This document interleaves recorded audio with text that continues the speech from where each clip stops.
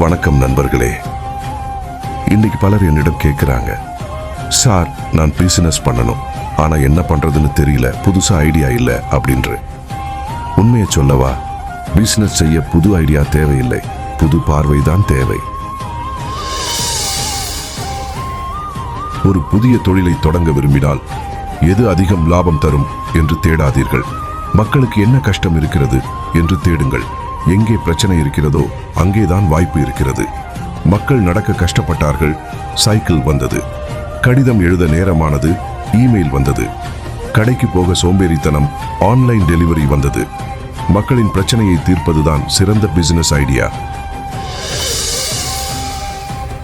பலருக்கு ஐடியா இருக்கும், ஆனால் தோற்று விடுவோமோ என்ற பயம் தடுக்கும். ஞாபகம் வைத்துக் கொள்ளுங்கள், விழுவது தப்பல்ல, விழுந்தே கிடப்பதுதான் தப்பு. எல்லா பெரிய முதலாளிகளும் ஒரு காலத்தில் 0 இருந்தவர்கள்தான். ஒரு விதை போட்டவுடன் மரமாகாது, அதுபோலத்தான் பிசினஸும். இன்றைக்கு ஆரம்பிப்பீர்கள், நாளை கஷ்டம் வரும். ஆனால் யார் ஒருவர் கஷ்டத்திலும் தன் முயற்சியை கைவிடவில்லையோ அவரே வெற்றியாளர்.